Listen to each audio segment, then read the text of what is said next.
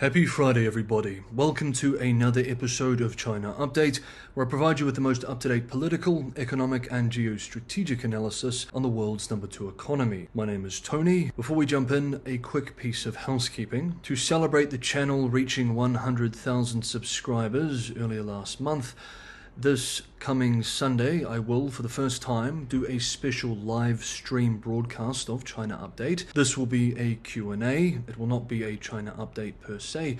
It will be an opportunity to reflect on the last 5 years of the channel, the road to 100 and now almost 120,000 subscribers. It will be much more laid back, more casual, and an opportunity for you, the audience, to ask me questions. So when you see this pop up on Sunday, if you're only interested in updates, which we cover on this channel, then feel free to ignore it. But if you would like to discuss insider baseball, as they say, this will be that opportunity. I do not plan on doing another Q&A until the channel hits 200,000, if that ever happens. But I did want to use this opportunity to celebrate the milestone, and will do so with a live stream. You'll be able to talk to me in real time, and I'm very much looking forward to that. Now, the time will likely be noon California time, 3 p.m. New York time, 8 p.m. London time. I look forward to seeing some of you for that broadcast this Sunday.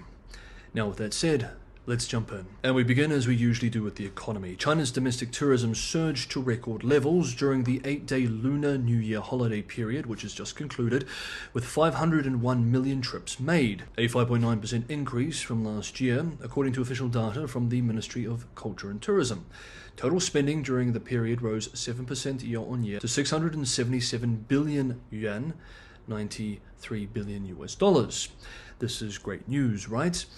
Well, actually not so much when you look into the details. Despite the travel boom, consumer spending per trip averaged just 168.9 yuan, which, while exceeding last year's 166.8 yuan, remained below the pre-pandemic, that is 2019 levels of 176.9 yuan. This indicates that while tourism has rebounded, spending power, that is household spending, has yet to fully recover, even half a decade after the beginning of the pandemic, with one analyst calling the state of affairs an economic disaster. Analysts at Goldman Sachs noted that the hospitality sector showed stronger momentum compared to previous holidays, but also pointed to lingering deflationary pressure and weak consumer confidence.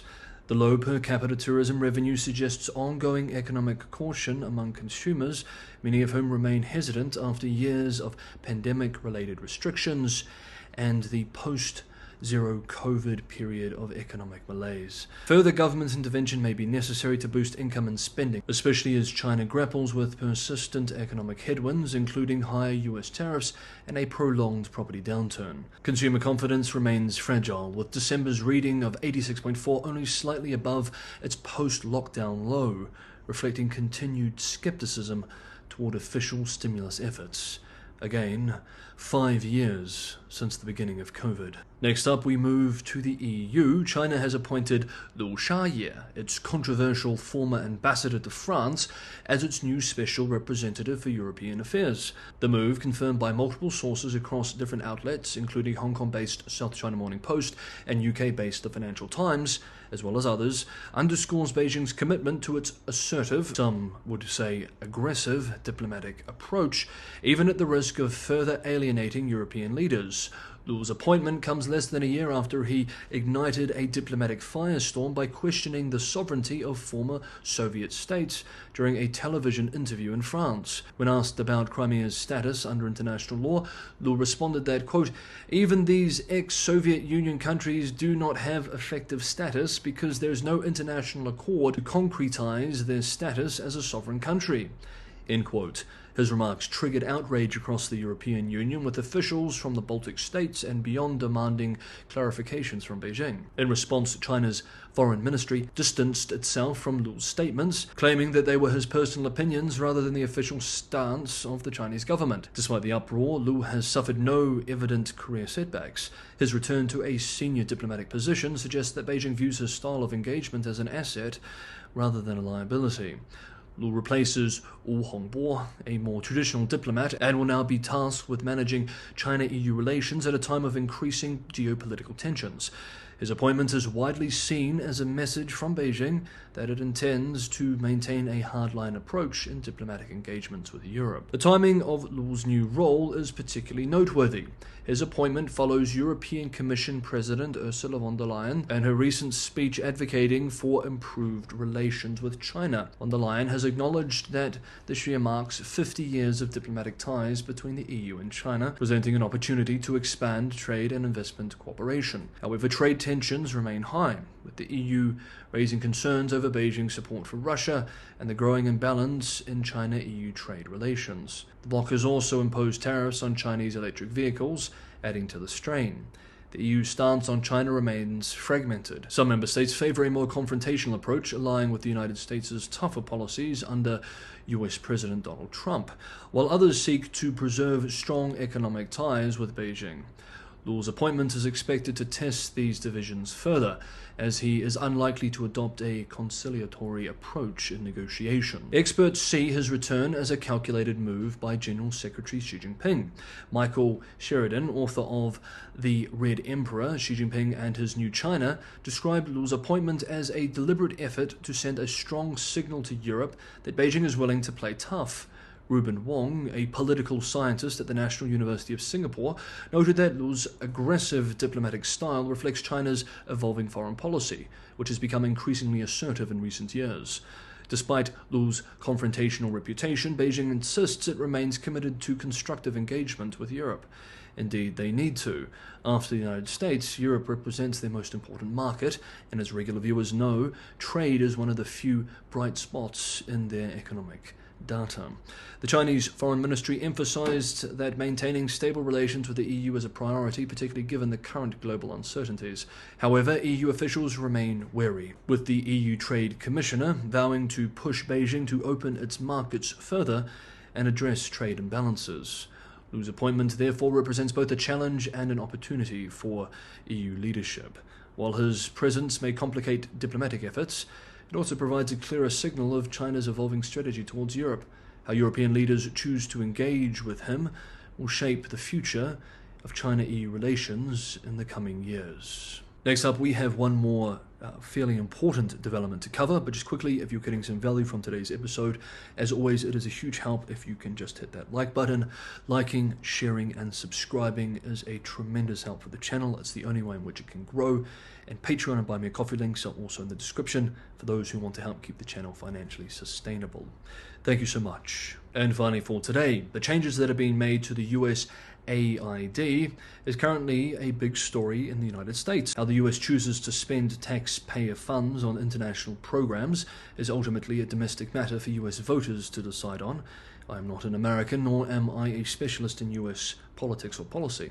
As such, here we will simply discuss what the possible implications of these changes are for China, for US-China relations, and for US-China global competition. It's also worth taking this opportunity to respond to a question that I've received over the last 48 hours or so. I've had about 24 emails or comments that have asked me this, and that is, do I, that is China Update, receive any USAID funding? The answer, of course, is no. The funding for this channel comes from 3 sources.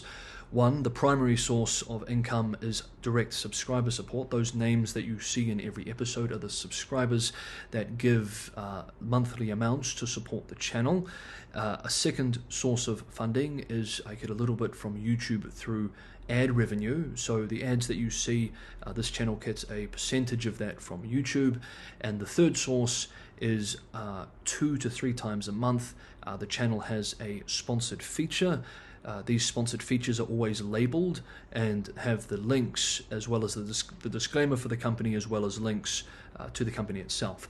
So all sources of funding are completely open and available to the audience here on China Update. I've always tried to be completely transparent with where the money comes from, and though it is not interesting or sexy, it primarily comes from the audience, regular subscribers whose names are listed in every episode. So that is who funds this channel.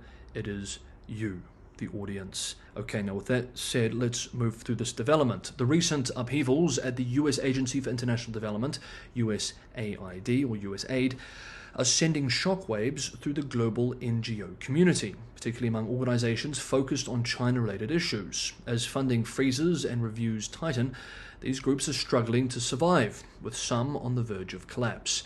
One of the hardest hit organizations is China Labor Watch, CLW, a New York-based NGO that has spent 2 decades exposing labor abuses in China's supply chains. With a modest budget of $800,000, 90% of which comes from the US government. CLW is now facing imminent closure. Its founder, Li Qiang, obviously not the same Li who is premier of the PRC, lamented the unexpected crisis, which has already forced the organization to halt most of its work and prepare for staff layoffs. The crisis extends beyond CLW. Many China-focused NGOs, often run by exiled activists and dependent on US funding, are now struggling to keep their operations afloat. Unlike other global organizations, these groups face unique challenges in securing private funding, as businesses and even governments avoid association with critics of China to protect economic interests. Crowdfunding is also not a viable alternative due to Chinese government surveillance. USAID has historically played a crucial role in countering China's global influence through its funding of US-backed initiatives. One of its flagship projects, the Countering Chinese Influence Fund, was designed to bolster national security by supporting organizations tracking China's overseas investments. This initiative was part of a broader US strategy to challenge Beijing's growing global footprint. However, the recent funding freeze has put these projects in jeopardy. Aid Data, a research initiative at the College of William and Mary that monitors China's foreign investments, is now facing financial uncertainty.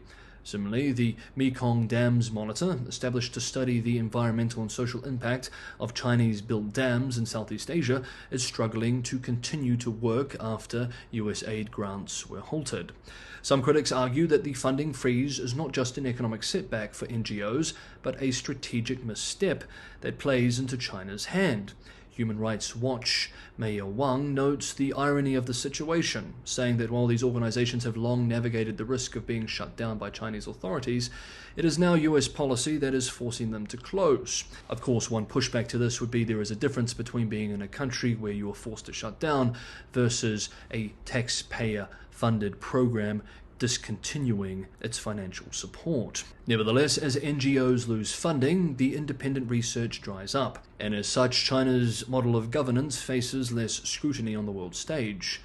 Others have defended the cuts, however, arguing that the US aid funding process had become bloated, corrupt, opaque, and ideologically skewed, and that a shake-up had to happen.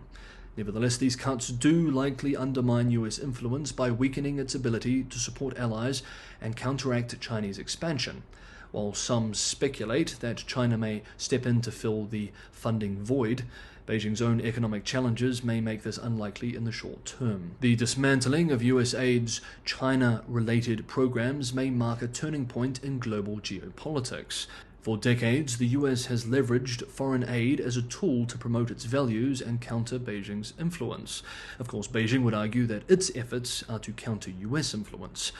If these cuts persist, America risks losing a means of soft power, ceding ground to China's state-controlled narratives. Now, whether this is worth it or not is ultimately a matter for US voters and taxpayers to decide. Okay, that is today's episode of China Update.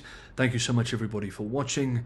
Have a good Friday. There will likely be an episode tomorrow, so I will see you on Saturday, and I hope to see many of you for the first ever China Update live stream on Sunday.